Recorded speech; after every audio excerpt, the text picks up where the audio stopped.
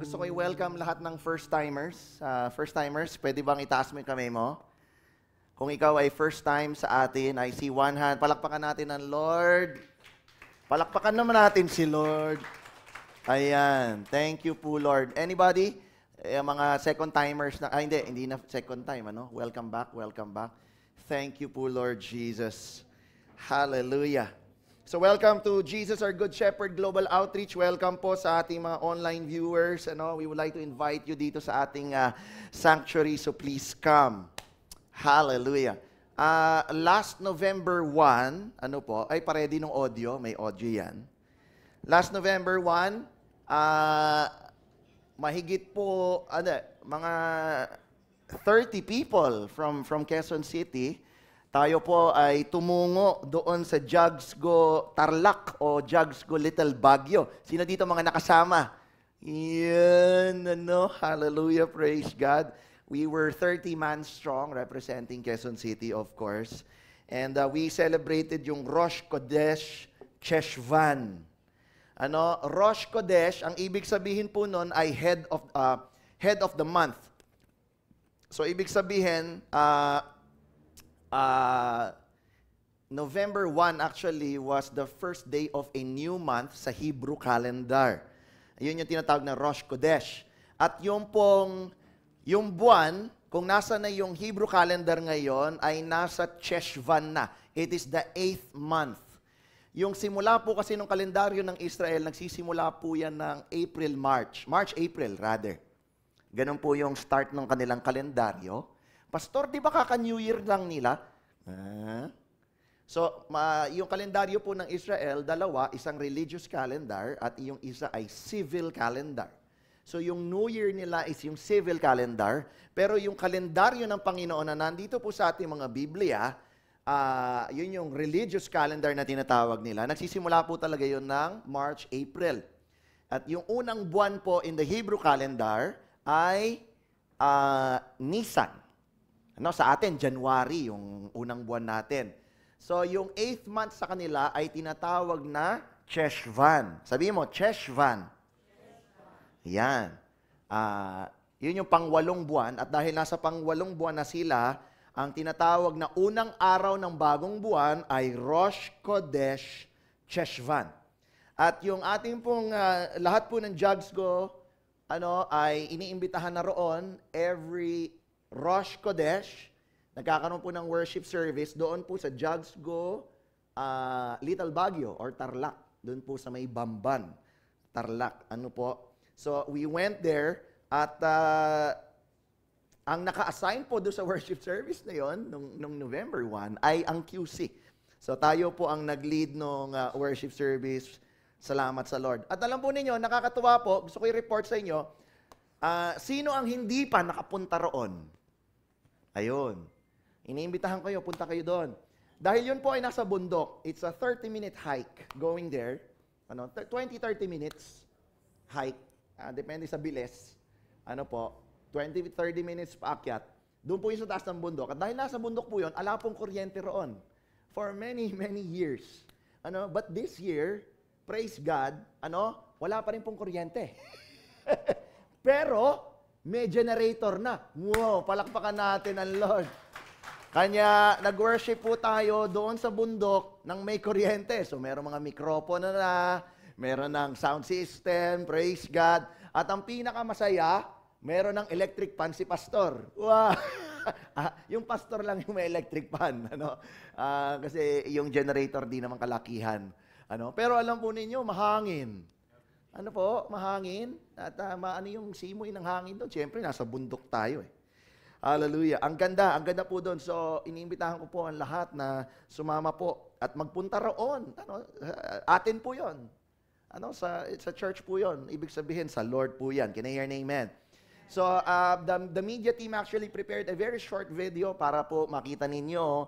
I'll give you yung mga hindi nakapunta lalo na, at nakapunta, mas ma-appreciate ninyo. Panoorin po natin ito.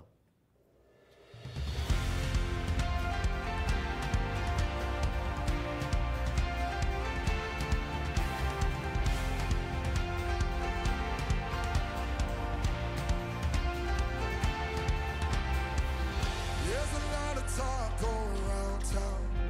I hear a lot of people running their mouths. Everywhere like an anchor, just bringing them down, down, down. Yeah. We've all been looking for a silver line, something to hold Bilog on ang to mundo. when hope's been hiding. I know a place you can go if you Uy. wanna find it. Wapo nun ah. And this is the good news. Ayan po yung ating church. Boundless po yan. Walang pader eh. A church with no borders. Hallelujah. Ay, meron pong kasama yung worship dancers natin na maliit na bata, si Ezekiel. Uy, ganda nun ah. Kilala ko yon. Wow! May nunal po pala kayo doon. Hindi na, ngayon ko lang nakapansin. So, ayan. Hallelujah. Thank you po, Lord. Palakpakan natin ang Lord. Salamat po sa media team for creating that video. I think we were about 160, 170 people doon po sa lugar na 'yon. Nakakatuwa po pag nakita niyo 'yon, sa mga unang nagpunta roon, yung mga nakakapagtanim ng mga saging, malalaki na po yung saging doon. Hallelujah. Praise God. Sa kabutihan po ng Lord, malaki po yung lote doon ng church. And I actually look forward to seeing yung ang word po kasi ng Lord talaga doon, magkakaroon yun ng prayer tower. So right now, there's just a church na walang pader, pero pag-pray natin yung prayer tower. And perhaps kung makaka-contribute tayo doon in building that tower, gawin po natin. Pag end times na, nagkakagulo na dito sa Manila, doon tayo po tatakbo. Kaya nagtatanim na roon para may pagkain na tayo. Hello? At nakakatuwa po talaga kabutihan ng Diyos. So I'd like to especially thank everybody who joined. Palakpakan naman natin palakpakan niyo ang mga sarili niyo. Salamat. Ang totoo niyan, ang meeting place po ang meeting time po dito sa church was 2 a.m. Dapat kasi yung worship service doon ay 7. So 2 a.m. And I was so blessed kasi by 2:20 everybody was here. So by 2:30 we were already on our way. Syempre dahil maaga tayo, wala masyadong traffic, etc. Although hindi naman masyado ma-traffic talaga noong panahon na 'yon. And I also of course would like to give a special shout out doon sa mga the behind the scenes team. Thank you, palakpakan natin ng Lord, para tumulong sa atin and pagiging maayos yung ating pagpunta. At gusto ko rin magpasalamat doon sa nagdadala pa rin ng tinapay na may palaman. Palakpakan natin ng Lord. Wow, hallelujah. Hindi ko nasasabihin kung sino kayo para si Lord na mag-reward sa inyo. Salamat po sa pabaon. Glory to God.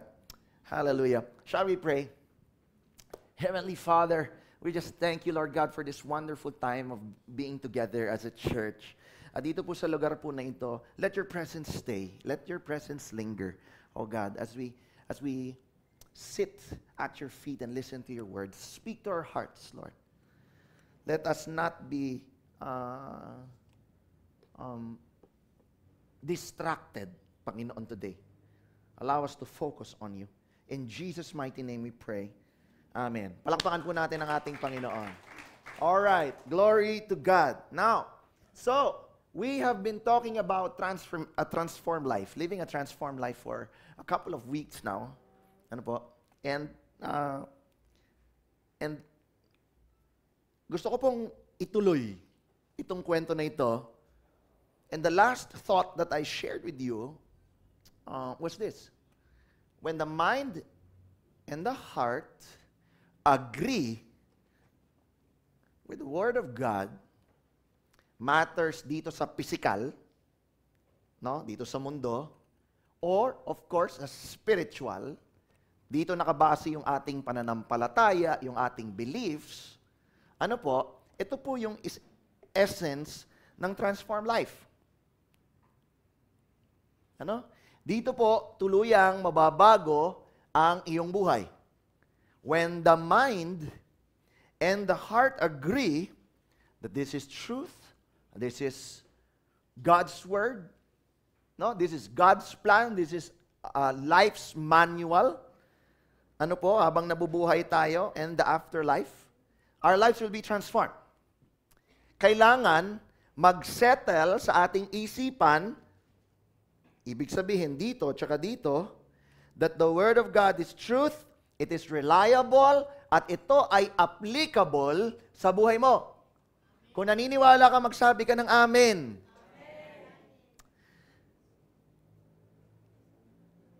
Kapag ka nag-settle na yun dito at dito, yung buhay mo will be transformed. Say with me, transformed.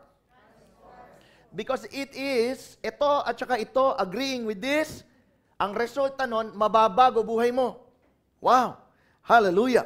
Now, I do not want yet to digress dito po sa topic na ito because I believe this is really, really important. And I hope and I pray, kapatid, mayroon ng nababago sa buhay natin, buhay mo at buhay ko, araw-araw, 1 degree at a time. Are you with me? Kaunting pagbabago, araw-araw. Now, our anchor verse remains to be in Romans 12, 1 and 2. Allow me to read it to you. I appeal to you, therefore, brethren, and beg of you, in view of all the mercies of God, to make a decisive dedication of your bodies, presenting all your members, faculties, no, ng buong pagkatao mo, as a living sacrifice, holy, devoted, consecrated, set apart, yun ang ibig sabihin ng holy, and well-pleasing to God, which is your reasonable, rational, intelligent, idadagdag ko yung logical service and spiritual worship. In verse 2, do not be conformed to this world, this age, fashioned after and adapted to its external, superficial customs. Huwag ka nang makisama doon sa mga malabo, yung labubu. Malabo po yun. Demonic po yung laruan na yun. Hindi po siya basta laruan. Actually, pag tiningnan mo, mukha naman talaga siyang demonyo. May mga pangil. Yung tenga mukhang sungay, tapos may buntot. Huwag na po kayong sumama roon sa wave na yon. Kasi yun yung usong-uso. Yung labubu, ang labo po nun. Huwag na po tayo doon. Hindi po sa Lord yan. But be transformed. Yun yung pinakamahalaga. Ito yung anchor natin eh. Be transformed. Say with me, be transformed. Yung transform daw, change. May pagbabago. 1 degree at a time. By the entire renewal of your mind. Woo! By its new ideals and its new attitude. Kasi nung tinanggap natin si Jesus, tayo ay bagong creation, bagong creature.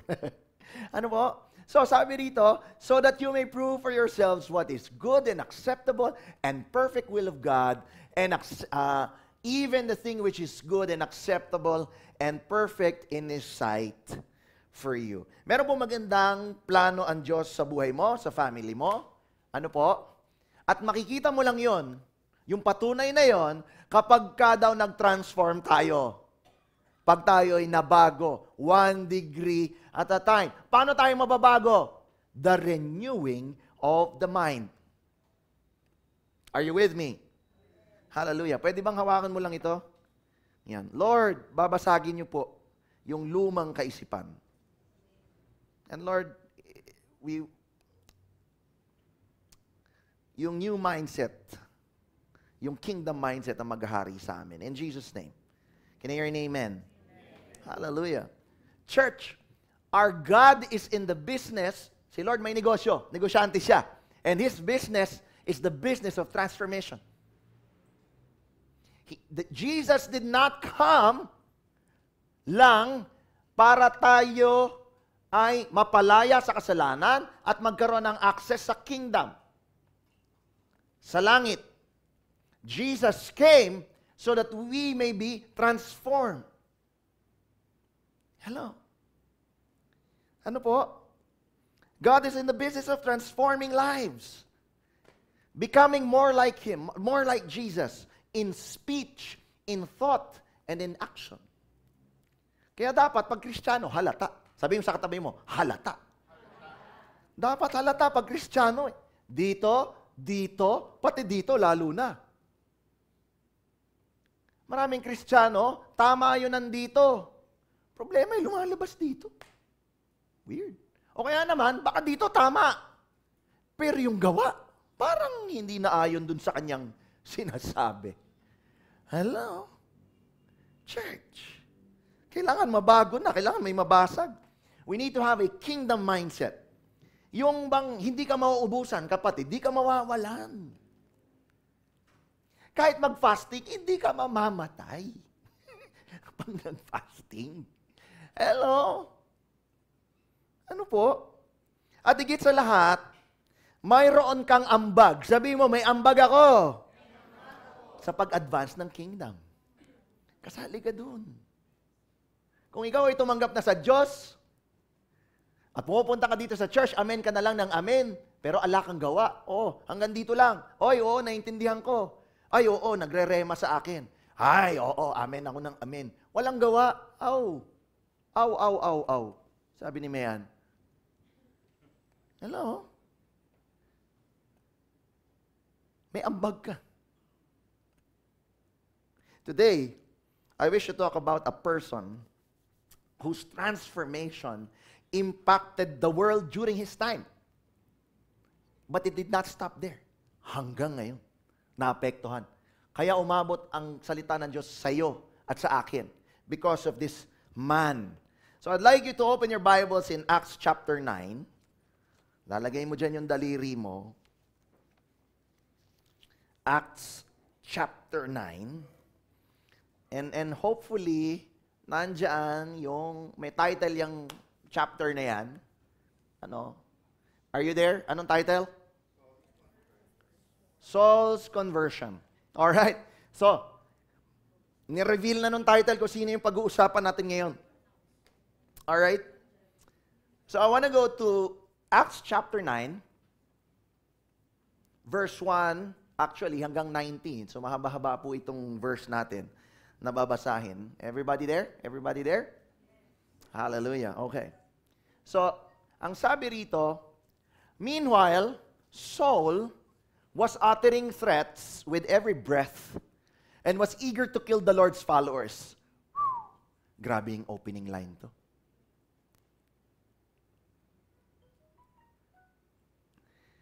Si Paul, desidido. Dito, desidido. Dito, desidido. Pati sa gawa, desidido. Na ano? Takutin yung mga mananampalataya. At hindi lang takutin. Nagmamadali siyang pumatay. Hello? Nagmamadali siyang pumatay. He was eager. Gigil. Hindi pala nagmamadali. Gigil. Gusto niyang patayin yung mga sumusunod sa Lord. Wow! What an opening line. Welcome to who Paul the Apostle is. So, anong ginawa niya? He went to the high priest. I want you to understand, nung panahon na ito, yung mga pare, malakas ang impluensya. Wala tong pinag-iba nung panahon ng Kastila na tayo ay naging colony for more than 400 years. Ano po? Yung mga pare, yung mga praile, ano po, malakas ang boses nila. Ganon din nung panahon na ito. So si Paul na gustong patayin yung mga naniniwala kay Jesus, pumunta doon sa pare. Sabi doon sa verse 2, he requested letters addressed to the synagogues in Damascus. Pupunta siya sa Damascus. Yung Damascus po ay ngayon tinatawag na Syria. Doon siya papunta. At humingi siya ng sulat doon sa high priest. He's asking for their cooperation in the arrest, pahuhuli, any followers of the way he found there. So nabalitaan niya, natuntun niya, nalaman niya, may mga sumusunod kay Jesus sa Syria, sa Damascus. Kaya sabi niya, ganun. Pupunta ako ngayon sa high priest, hihingi ako ng sulat, na pahuhuli ko lahat ng sumusunod kay Jesus. Followers of the way. Konting trivia, during this time, hindi pa nagagamit yung word na Christian kahit kailan. Ang tawag sa Christian, ang tawag sa believer is followers of the way. Pag sinabing way, way ng ating Panginoon. Way ni Jesus. Yun yung disciples. Hindi pa Kristiyano tawag sa kanila. Followers the way. Now, He wanted to bring them, both men and women, tindi. Di lang basta lalaki. Nung araw, ang totoo niyan, hindi pa po pwedeng magpulpito ang mga kababaihan. Nung araw. No? Pero ganon pa man, hindi lang lalaki yung gusto niyang kuhanin, pati babae.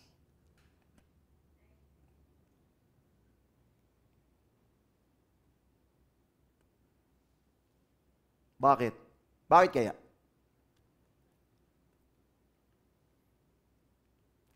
Alam ni Pablo yung mga babae, gano'n. Hello? Alam ni Pablo, gano'n eh. Nabalitaan ni Pablo, yung babae dun sa balon na na-meet ni Jesus, Samaritan, binigyan siya ng tubig, pinainom siya. Tapos binasa ni Jesus buhay niya. Ano sabi ng Biblia? Yung babae, umuwi at ikinwento doon sa lahat ng kamag-anak niya at lahat sila na born again. Palakpakan natin ang Lord. Mas malakas na palakpak para sa mga kababaihan. Dapat yung mga kababaihan tuloy lang. Pero hindi marites. Dapat ang kwento ay si Jesus. Amen. Sabihin mo, lahat ng babae, si Jesus. Ayan, dapat ituloy. Ikwento si Jesus. Hello? So that's why Paul wanted not just the men, but also the women. Sabi dyan, back to Jerusalem, nakaposas. Iyan ang sabi. Malinaw. Ano po? Hallelujah. Now, eto tanong. Who is Paul? So, konting review, si Paul, ano po, hindi ko alam kung siya talaga yan, pero, yun yung nahanap ko. Ang cute, meron siyang, mohawk. Mohawk. Meron siyang kaunting mohawk. Ano po? Bangs. So, pwede. May bangs siya konti. Mukhang masakit kasi. Alright? Ito si Pablo. Yung kanyang mga magulang ay mga Hudyo. Pero Roman citizen sila. Ano po? At siya ay pinanganak sa Tarsus. Na kung hindi ako nagkakamali, Tarsus is Turkey. So, Turkish siya. Doon sila nakatira. Pero nung kabataan niya, sila ay nagpunta sa Jerusalem para mag-aral ng Hebrew Scripture. At ang totoo niyan, ang naging teacher niya ay si Gamaliel. Gamaliel, rings a bell? You'd be seeing him in the New Testament. Yun yung teacher niya. Alright? Si Gamaliel. Anyway. At dahil nag-aral siya noon, yun yung major niya, Hebrew Scriptures. Kanya nung gumraduate siya ay isang Pariseo. Alright. Pariseo. So he was a Pharisee when he graduated. Okay? So, si Pablo, marunong sa Bible. Yun yung pinag-aralan niya. Yun yung major niya. Marunong siya sa Torah. Marunong siya sa Talmud. Ano yung Talmud? Kung hindi ako nagkakamali, yung Talmud, yun yung pamamaraan ng Judaism. So he knew the rituals, he knew how offerings were done, he knew all the 7 feasts of the Lord. Alam niya yan. Alam niya. In fact, dahil maalam siya sa salita ng Diyos, dahil maalam siya sa salita ng Diyos, alam niya din, sa libro ng Isaiah, may sinasabing Messiah na darating. Kasi sa Isaiah pa lang, kanina, binanggit ulit yun doon sa ating Sunday school. In the book of Isaiah, Isaiah prophesied, that a son from the lineage of David will come and be the Messiah. So he knows that. He knows. Matalino to si Pablo. In fact, hindi lang siya matalino. May pera to mga to eh. Kaya nga nakaka-travel sila papunta rito at nakakapag-major in Hebrew Scriptures. Hello? Alright. Okay. And this is why the opening of Acts 9 was this. He was asking for the cooperation in the arrest of any followers of the way. Anong that's why, Pastor? Because he was a Pharisee. And if you will remember, the Pharisees ay isa doon sa mga promotor ng pagpatay kay Jesus. The Pharisees did not want to believe that Jesus was the Messiah. Are you with me? And that is why him being a Pharisee, ganun din yung kaisipan niya. Naunawahan niyo po ako? Kasi yun yung napag-aralan nila. Yun yung ikinukwento sa kanila. Tama? And that is why, kaya siya nagpapakulong, kanya siya nagpapapatay ng followers of the way. Followers of Jesus. Are you with me? I hope you're getting this. Well, just trying to explain it plainly. All right, now, ituloy natin. Sa verse 3, si Pablo, as he was approaching Damascus, on this mission, grabe, may mission talaga, no? Mission niya to eh. Na magpakulong at pumatay, grabe. Wow. Naalala ko tuloy yung mga natukhang eh. No? Na iniimbestagahan na naman ngayon. Ano po? Kasi yun yung hanapin. Kaya lang, hindi mga adik hinahanap dito eh. Hinahanap dito, mga naniniwala kay Jesus. May naniniwala ba dito kay Jesus? Amen. Hallelujah. Ayun, hinahanap. Hinahanap kayo. May nagmi-mission. Hallelujah. A light, listen, a light from heaven suddenly shone down around him. Verse 4, he fell to the ground and heard a voice saying to him, Saul, Saul, why are you persecuting me? Sino na nagsasalita dito? Jesus. You know your Bibles, praise God. Sabi ni Saul, who are you, Lord? And the voice replied, I am Jesus, the one you are persecuting. Diretsahan siya ni Lord, ano? Hindi siya kinamusta, hindi tinanong kung anong kailangan niya. Sabi niya, Saul, Saul, pinipersecute mo ako. Hello? No? Verse 6, now get up and go into the city and you will be told what you must do. Alright. Verse 7, the man with Saul, may kasama siya, syempre, may mga bodyguard si Saul. Pariseo yun eh. May bodyguard. Tapos may sulat siya eh. So may mga kasama siyang manghuhuli. So may kasama siya. The man with Saul stood speechless. Bakit? They heard the sound of someone's voice but saw no one. May narinig silang boses pero ala silang nakita. Verse 8, Saul picked himself up of the ground, but when he opened his eyes, he was blind. Nung ako po nagkaroon po ako ng if you would remember, I lost my voice. I think that was 2 weeks ago. Yung unang event nun sa akin, I think it was a Tuesday, or was it a Monday? Anyway, nagkalagnat po ako, tas nag-chills ako. So, syempre, pray. Okay. Overnight, okay na. Pagising ko umaga, okay na. Ang problema, wala na akong boses.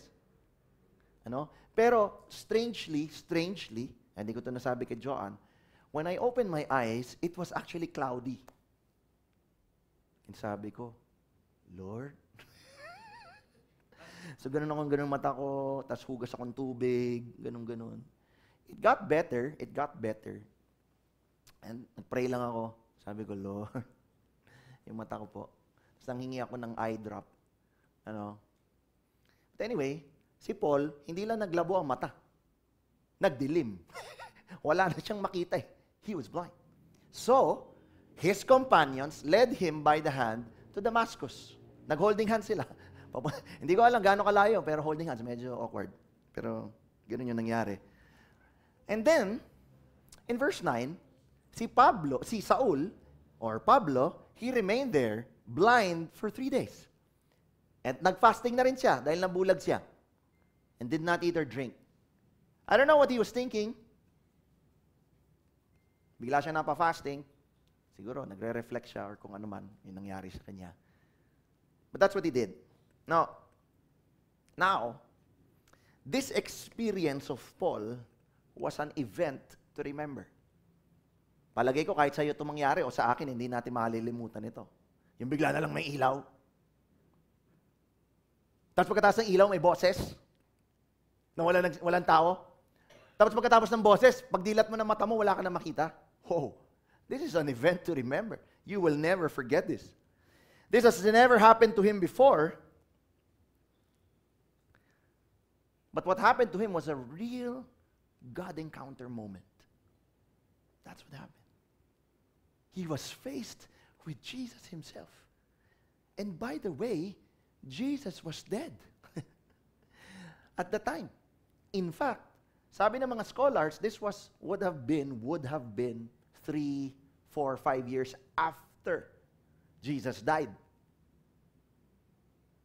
Ano po? Yan yung scenario na yan. Now, to top it all, Jesus revealed himself to Paul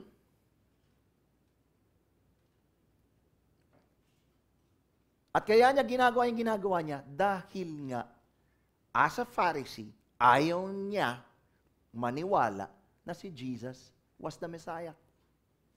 And yet, here comes Jesus right before him. Are you with me? No? Remember, yung mga Pariseo, ang aral, turo, hindi si Jesus. Kanya nga, nanuhol yung mga Pariseo kay Judas para mapahuli si Jesus. Do you remember? Nanuhol yung mga Pariseo para sa mga witnesses nung dinala si Jesus kay Pilate. Nanuhol eh. Nabasa nyo yan. Di ba nasa, anong libro na ba tayo? John. Nabasa nyo yan doon sa Matthew, Luke, Mark. Nanuhol yung mga Pariseo. At hindi lang yun. Nanuhol ulit yung mga Pariseo nung si Jesus nabuhay. Binayaran yung mga gwardya. Sabi, huwag niyong pagsasabi. Sabihin ninyo, ninakaw ng mga disipulo yung katawan ni Jesus. Are you with me? So they were adamant na hindi si Jesus dapat ang kumalat na Messiah. Are you with me? No? Alright. So, I don't know how Paul was feeling at this time. Siya ba ay galit? Kasi bigla siya nabulag? Siya ba ay gulat? O baka naman siya ay confused? Alam mo, na-imagine ko, at that very moment, nagkakaroon siya ng flashback. Lahat ng pinag-aralan niya, dumadaan sa isip niya. Lahat ng narinig niya na itinuro sa kanya, dumadaan sa isip niya. Are you with me? Are you imagining this? Yung pag may nangyari sa'yo, biglang nagpa-flashback yung nakaraan. Ang feeling ko ganito nangyari sa kanya.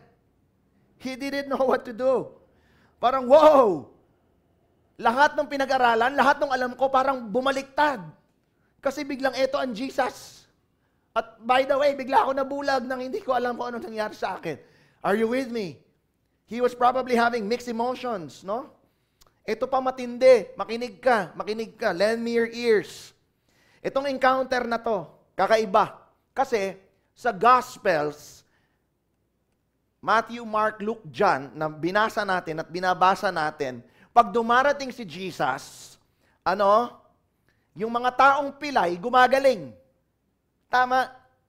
Yung mga bingi, nakakarinig. Yung pipay, nakakasalita. Yung patay, nabubuhay. Hello? Tama? Pero dito sa enkwentro na to, nung dumating si Jesus, yung nakakakita, nabulag. Baliktad. Are you with me? Are you getting this? Baliktad eh. Tingnan mo to. Usually, si Jesus, siya yung nagbibigay ng instruction kung anong gagawin. Halimbawa, nung siya ay kailangan niya ng donkey. Yung naglalagay ng palaspas yung mga tao. Ang sabi niya sa disipulo niya, pumunta ka roon, may mama roon na may-ari ng donkey. Sabihin mo sa kanya, kailangan ko ng donkey. Pagpunta ng disciples doon sa kanto, merong mamang may donkey. At sabi ng mama, sabi ng disipulo, pwede kukuhanin namin yung donkey mo. Sabi ng mama, bakit? Kasi kailangan ni Jesus. Okay. Easy. Hello? Nung yung disciples, kailangan ng upper room, kailangan nila ng conference room, ng meeting room, yung upper room. Ano sabi ng Lord sa disipulo? Pumunta ka rito sa bahay na to, sabihin mo sa kanya, kailangan natin yung kwarto niya sa taas. Pumunta din yung disciples. Nandun yung may-ari. Sabi, kailangan namin yung kwarto sa taas. Sino nagsabi? Si Jesus. Okay, gamitin nyo. Si Jesus ang nagbibigay ng instruction. Hello? But in this instance,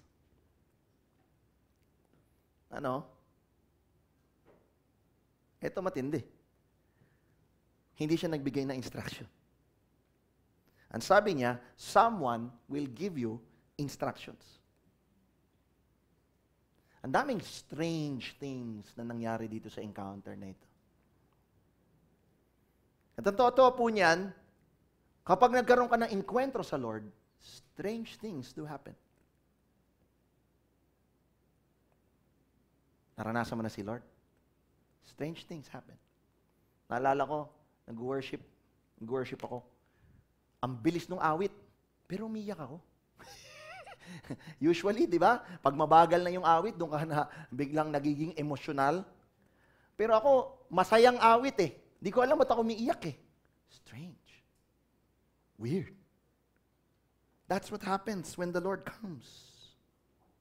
Minsan, bigla kang natatawa. Minsan, bigla kang di makagalaw. Naranasan mo na yun pag nag-worship. Naranasan mo na nagpe-pray. Bigla nagkaroon ng usok doon sa kwarto mo. Naranasan mo na yan. Strange things happen when we have an encounter with God.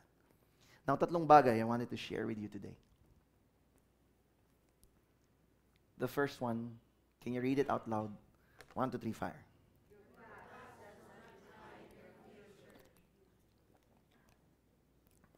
Your past does not define your future. Si Pablo, listen. Ang tindi ng nakaraan nito. Hindi lang siya nagpapakulong, nagpapapatay siya. In fact, doon sa Acts chapter 7, makikita mo doon yung storya ni Stephen. Si Pablo nagpapatay kay Stephen.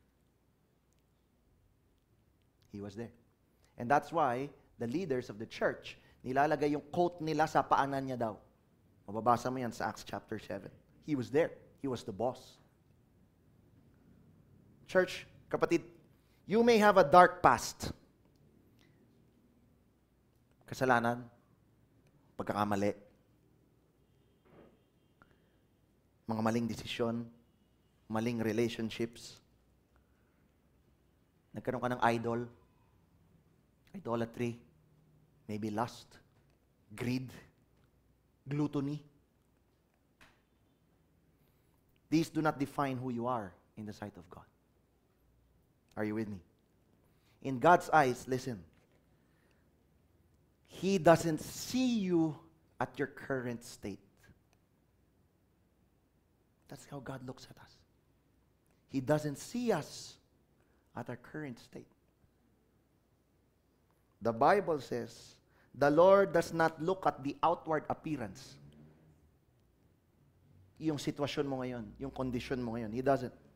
Kaya that's why, pag may mabigat kang problema, iyak ka lang ng iyak sa Lord. Hindi naman napapagalaw ang Lord eh. Pag umiiyak ka.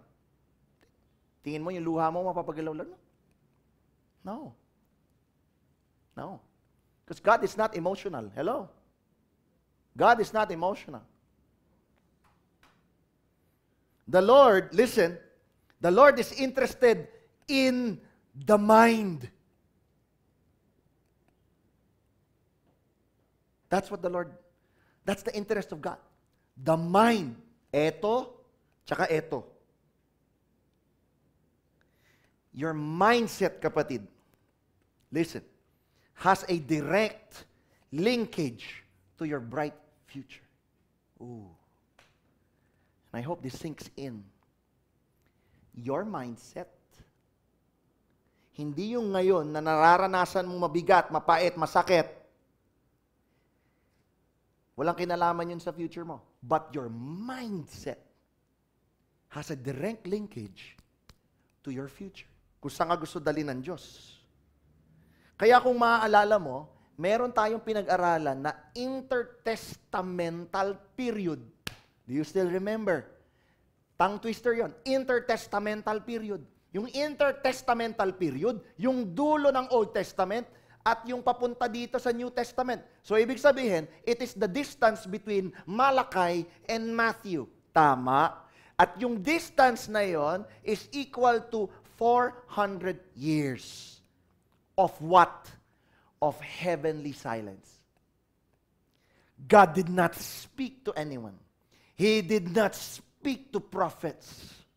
He did not speak to people. There was that gap. And yung bukang liwayway ng New Testament, in Matthew chapter 3, the first message that you received, or we saw, was the message of John the Baptist. Anong sabi niya? Repent, for the kingdom of God is near. That was the first preaching sa New Testament. And you know what the second preaching was? Matthew chapter 4, Jesus preached for the first time. His preaching, yung tema niya, repent, for the kingdom of God is near. After 400 years of silence, that was the first and second message ng Sunday. Are you with me? That is why, sinasabi ko, God is interested in the mind. Kasi repentance is metanoio. Alam mo yun? Metanoio is the change of the mind. Are you with me? So God is not interested in your current state. Marami kang utang, may nanakit sa'yo, may naloko sa'yo. He is not interested in that. He is interested kung anong laman nito at saka nito. Kasi kahit may problema ka, kung ayos ito at saka ito, ngingiti ka pa rin. Makakatayo ka pa rin. Makaka-function ka pa rin. Meron akong bagong ministry. For those of you na friends ko sa Facebook or you follow me on Instagram, I do a daily Bible thing. I was trying to keep it within 5 minutes, kaya lang nung sumusobra, 6-7 minutes. Ano? Meron akong bagong ministry. Yun. I'm trying to do it every weekdays, Monday to, o kung kailan may pasok, Monday to Friday. That's what I do. Alam mo ba, na-encourage ako to do it. You know why? Because there was one day, somebody messaged me. Sabi niya, B-boy, puti na lang nakita ko yung video mo. Sabi ko, bakit? Gusto ko na magpakamatay nitong araw na to. Wow. That hit hard.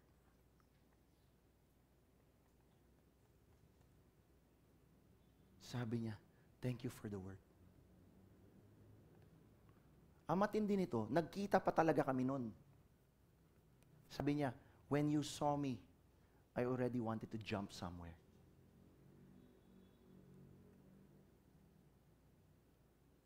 Nalaman ko lang yun nung gabi kasi doon niya ako tinext. And the person was just thanking me.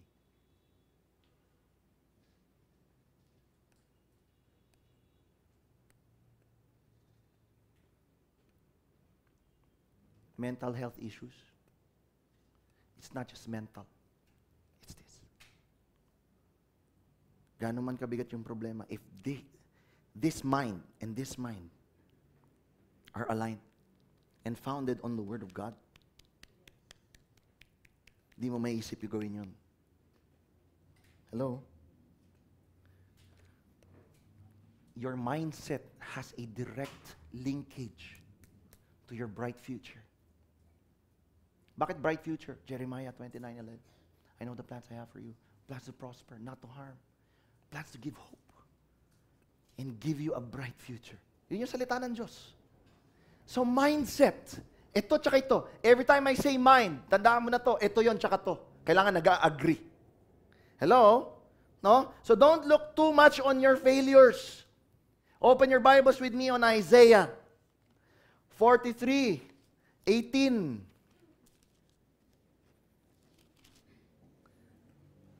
Isaiah 43:18 to 19. Isaiah 43:18 to 19. Listen. Anong sabi diyan? Basahin natin. 1, 2, 3, fire. But forget all that. It is nothing compared to what I am going to do. For I am about to do something new. See, I have already begun. Do you not see it? I will make a pathway through the wilderness. I will create rivers in the dry wasteland. Kapatid, yung lahat ng sakit na naranasan mo kahapon, kalimutan mo na daw. Kasi may ginagawang bago ang Lord ngayon. Can I hear an amen? Go with me to Philippians 3:13. Philippians 3:13. Philippians 3:13. Are you there? Basahin natin. 1, 2, 3, fire. No! Dear brothers and sisters, I have not achieved it, but I focus on this one thing, forgetting the past and looking forward to what lies ahead. Kalimutan mo na, lalo na yung mapait na nakaraan. Alam to ng marami na nakakakilala sa akin, hindi masyado magaling yung aking memorya. Pero sabi ko, praise God, nang sa ganon, yung nakasakit sa akin, hindi ko na sila maaalala. Hello? Grace ng Lord sa akin. Hindi ko na maalala yung mga nakasakit sa akin. Yun lang, yung maganda. Medyo nakakalimutan ko rin. Pero, importante yung masakit, hindi ko na maalala. Verse, Luke 9:62. Turn with me there. Luke 9:62. Tingnan mo to. 9:62. Yung last verse ng chapter 9 ng Luke. Listen. But Jesus told him, anyone who puts a hand to the plow and then looks back is not fit for the kingdom of God. Kung gusto mong umabante, hindi pwedeng nakalingon ka palagi. Yung magulang ko kasi, walang naiwan sa akin. Ay, yung ano kasi, teacher ko kasi, malupit, binagsak ako. Stop looking back. Move forward.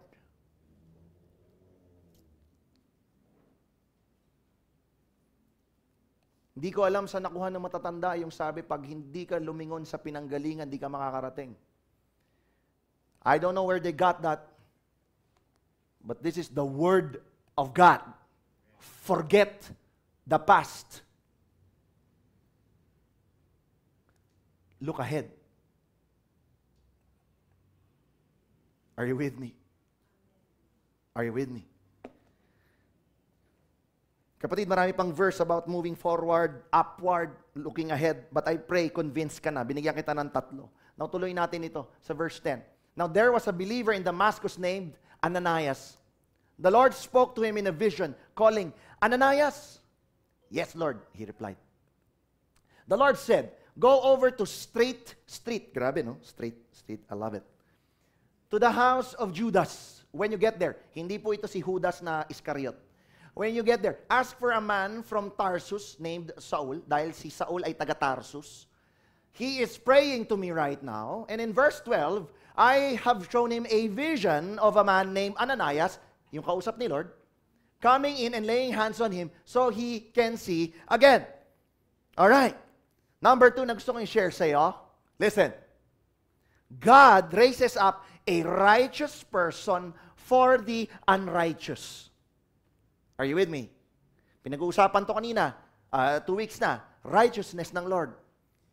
Ang Lord nagre-raise up ng taong matuwid para sa taong hindi matuwid. In this case, si Ananias yung matuwid, si Saul yung hindi matuwid. Are you with me? Alright. No? Ito kalooban ng Diyos. For the unrighteous, mapunta sa straight street. Sa tuwid na kalye. Yun. Hindi yung dating daan, but yung daan na matuwid. Hello? Ano? Sa tuwid na daan. Ito lang problema. Sabi ni Ananias, Lord, I've heard many people talk about the terrible things this man has done to the believers in Jerusalem. Kilala ng mga believers si Pablo, si Saul. Okay, Sorry nai-interchange ko yung Saul at Pablo. Gusto ko malaman ninyo, konting trivia, hindi pinalitan ng Lord yung pangalan niya nung nakita si Pablo. Saul is the Hebrew name. Pablo is the Greek name. Hindi siya pinalitan ng pangalan. Kaya kung makikita mo, nagpakita na, di ba? Nagpakita na si Lord. Pero sabi rito, ang sabi rito, ayun Saul pa rin, pero nagpakita na Lord, di ba? Hindi pinalitan. Talagang na-interchange lang. Saul is Hebrew, Paul is Greek. Alright? Konting trivia. Gusto ko sinishare yung mga natututunan ko. Hallelujah. Okay? Sabi dito, ito yung problema Lord, may instruction si Lord kay Ananias. Nga lang, may kabig siya. Ba't mo naman pupuntahin doon yung ngayon pumapatay? Ito sabi ng Lord.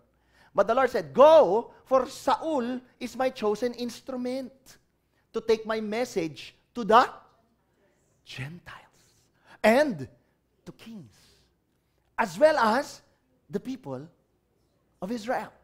Now, I'd like you to remember this because I'm going to go back to this later. Ang una ay Gentiles. Huli yung Israel. Kasi yung mga disciples, they already are going to all of Israel. But Paul was different. He was supposed to go to the Gentiles first. Huli yung Israel. Are you with me? Listen, in verse 16, and I will show him how much he must suffer for my name's sake. Yun lang. Verse 17, so Ananias went and found Saul. He laid his hands on him and said, Brother Saul, the Lord Jesus who appeared to you on the road has sent me so that you might regain your sight. Naalala nyo, nabulag. No? And be filled with the Holy Spirit. So he was there to lay his hands para bumalik yung paningin, yung sight, at magdala ng Holy Spirit. Nice. 18. Instantly, say with me, instantly. Something like scales fell from Saul's eyes, and he regained his sight. Nakakita siyang muli. Then he got up and was baptized. Right then and there, pagkatapos matanggal yung kanyang scale, nakakita siya, binaptize na siya kagad. Wow! Hallelujah! Verse 19, afterward he ate some food and regained his strength. Listen. God sends people with vision. Say with me, vision. To the spiritually blind. Pinag-aralan natin tong vision. Yung vision, napakahalaga to sa buhay mo. Pag wala kang vision, ang gulo ng buhay mo. Paikot-ikot ka lang sa wilderness. Nandun yung blessing. Wala kang vision, ikot-ikot ka lang. Bakit? Hindi mo kasi alam kung saan ka pupunta. Pag may vision ka, alam mo ngayon kung saan ka pupunta, hindi ka paikot-ikot. Are you with me? No? Pag sinabi kong vision, ang ibig sabihin nun, alam mo yung purpose mo.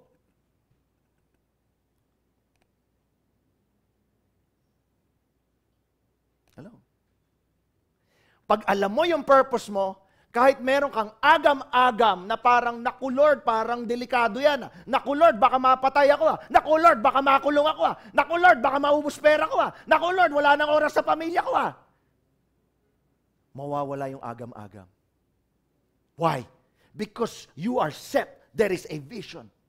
At alam mo dapat, hindi ka pababayaan ng Diyos. Papunta ron. Can I hear an amen?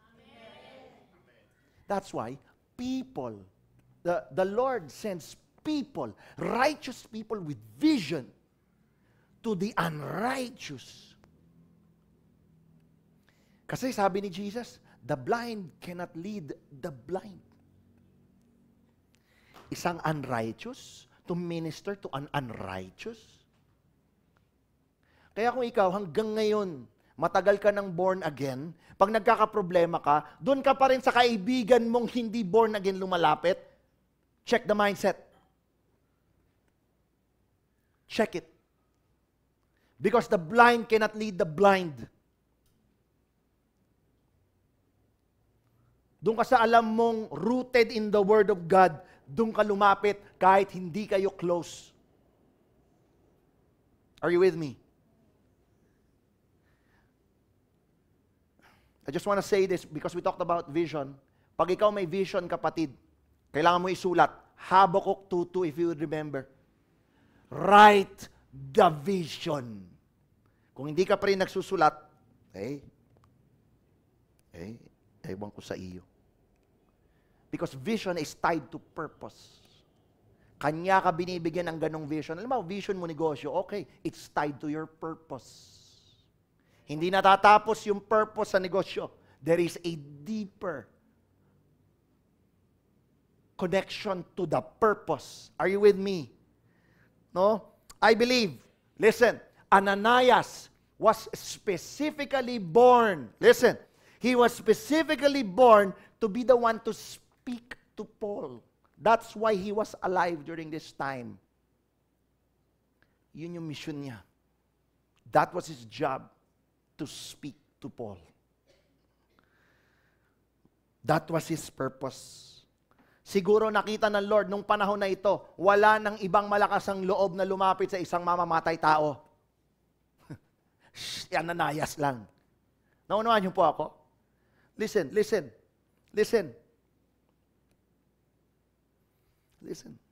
Kailangan ko makita mo to.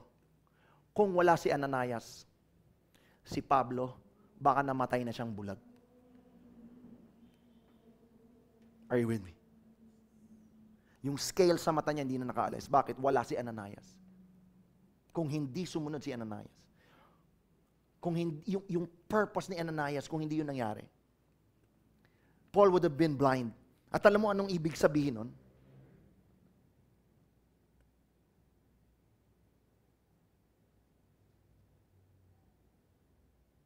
Walang mensahe na karating sa atin.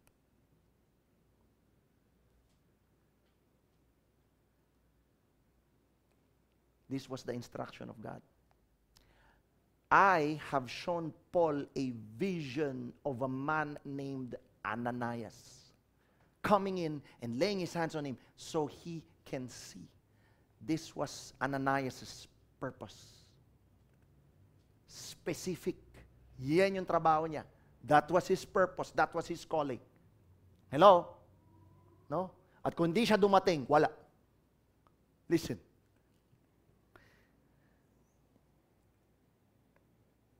Kung maalala mo kanina, yung verse 15. The purpose of God for Paul was to minister to the Gentiles, to the kings, and then to Israelites. Imagine, hindi dumating si Ananias, hindi makakarating sa atin yung Word of God.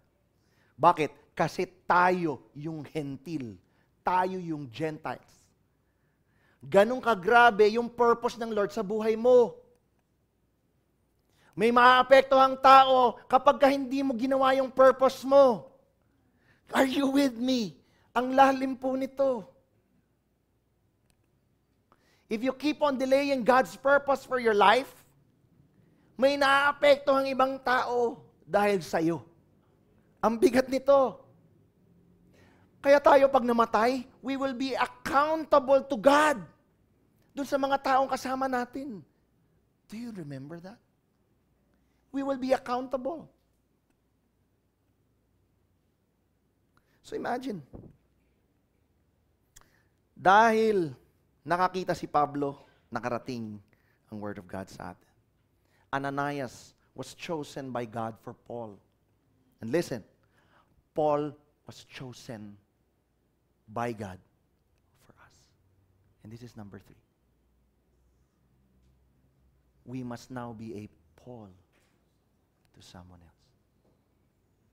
Tanda mo, nagkaroon ng Ananias para si Pablo ay ma-born again, makakilala sa Panginoon. Si Pablo, ginawa niya yung trabaho niya, yung purpose niya, nang sa ganon. Si William, ma-born again. Si Tatay Dionisio, ma-born again. Si Mean, ma-born again. This is number 3. We must now be the Paul to someone else. Listen. Tayo naman. God uses those who have been exposed to His righteousness to lead the unrighteous. This is how the kingdom of God operates. God uses kings and lords to serve and preserve territories assigned to them. Ikaw ay king. Ikaw ay Lord. Can I hear an amen? Kapag ikaw ay king, ikaw ay Lord, meron kang territory. Saang teritoryo ka naka-assign? Meron kang sariling pamilya, meron kang mga kaibigan, meron kang mga kaopisina, meron kang kapitbahay. Teritoryo mo yun. Are you with me? Oh? Meron dito kinakausap ka ng Lord. Kagaya ni Ananias. Nga lang, may pinapakausap sa may pinapagawa sa yung Lord. Meron kang dapat gawin, meron kang dapat puntahan. Nga lang, ang nakita mo obstacles. So then you stop. Mahina ako, wala akong alam. Wala naman akong trabaho, wala akong pera. Kailangan pa ako ng anak ko, kailangan ako po. You stop with the problem. Remember, if Ananias stopped, there will be no Paul for us. Pinipili mong tingnan yung obstacle rather than the vision, the purpose of God for you. Look at Galatians 1. Brother Lutz. Galatians chapter 1, verse 11 and 12. Sabi rito, dear brothers and sisters, I want you to understand that the gospel message I preach is not based on mere human reasoning. Yung isinishare na gospel ng Panginoon, isinishare na gospel ni Pablo, ay hindi based dun sa kanyang pinag-aralan. Saan based, Pastor? Verse 12, I received my message from no human source. Hindi na siya tinuruan ni Gamaliel nito, graduate na siya sa school eh. And no one taught me. Wala naman nagturo sa akin. Instead, I received it by direct revelation from Jesus Christ. Kapatid, lahat tayo kinakausap ng Diyos. Hindi mo kailangan maging pastor para kausapin ng Lord. Hindi mo kailangan maging intercessor o propeta para kausapin ng Lord. Kinakausap tayo ng Diyos. Ang tanong, nakikinig ka ba?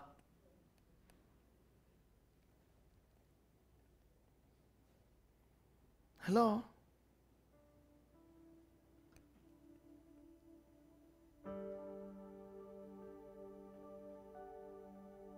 May mga nagpapapray sa akin. B-boy, pag-pray mo nga yung ako. Sabi, malakas ka naman sa Lord eh.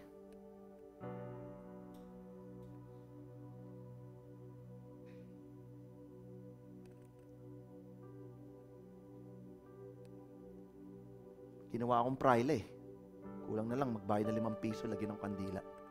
Para pag-pray ko sila. Patid, kinakausap ka ng Diyos. Pag alam mo, meron kang gagawing mali, tapos parang nakukonsensya ka, nasi-safeguard ka, si Lord yun. Minsan yung asawa mo, meron ka naiisip, tapos naiinis kasi nasabi niya, mga mag-asawa, pero alam mo, tama sinasabi niya, si Lord yun.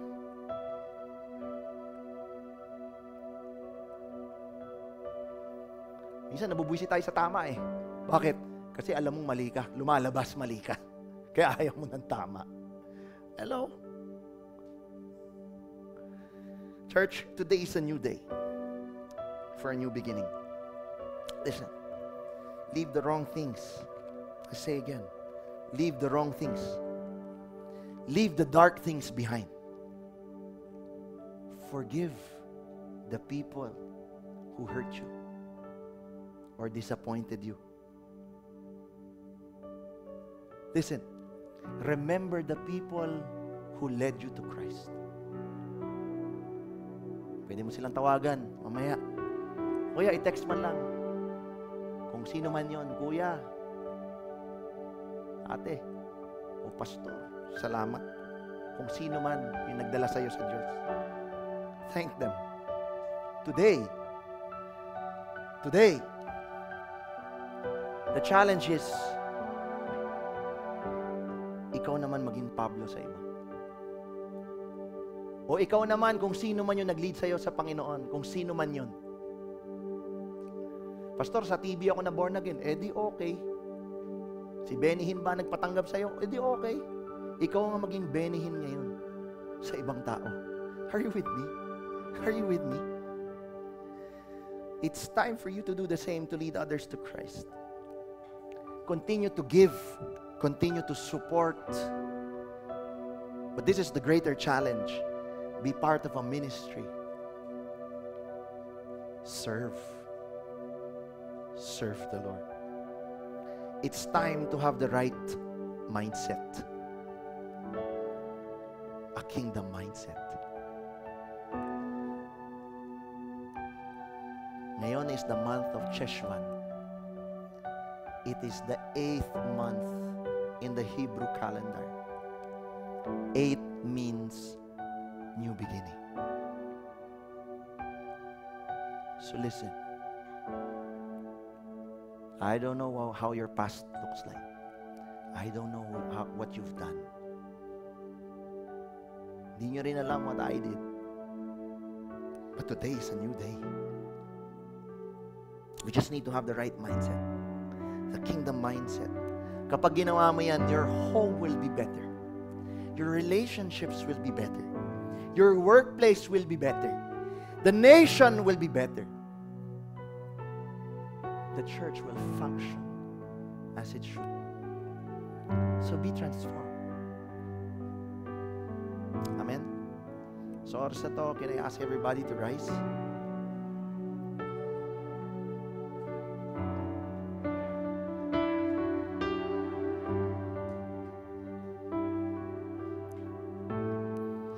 Kung ano man yung iyong naging nakaraan, kagaya ni Pablo, kahit pumapatay, pinatawad pa rin.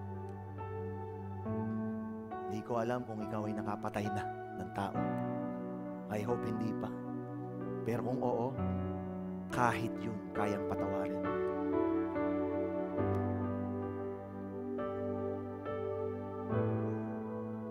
Nandito ka kasi merong naging Ananias sa buhay mo. Somebody shared the word of God to you. So I want you to appreciate that person today. Send him a text, message, chat. Somebody was an Ananias to you. Nang ma-enjoy mo kung ano yung na-enjoy mo ngayon sa Panginoon. The third thing, ikaw naman. It's your time. Drop the excuse. Pastor, wala akong tulong. So, Pastor, pagod. Okay. So, and it's not me. Don't do it for me. Do it for the one whom we serve. Shall we close our eyes? Sa oras na ito, I just want to encourage you. Para sa atin ito, kasama tayo. Tayong dalawa. With God in the cloud of witnesses as our witness today, the choice is yours on what you're gonna do. Anong gagawin mo dito sa mensahe na ito? Patitigilin mo na lang ba dito to? Mag-aamen ka na lang ba hanggang dito na lang ba to? O dadalhin mo to sa labas at magpapagamit ka na sa Diyos?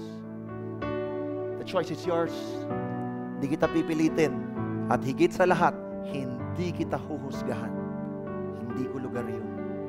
It's just between you and the Lord.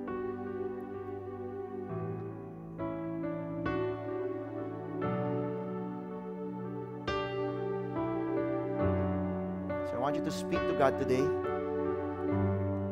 I want you to talk to Him. Anong gagawin mo ngayon? Pagkatapos itong church na to, what are you gonna do? Anong pwede mong gawin para sa Kanya? What are you gonna do? Tell Him. Tell Him. Tell Him. Tell Him.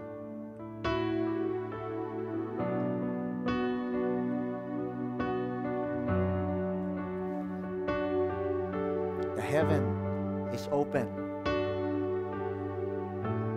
for those who choose to turn to God, the heaven is open for you. No holds barred.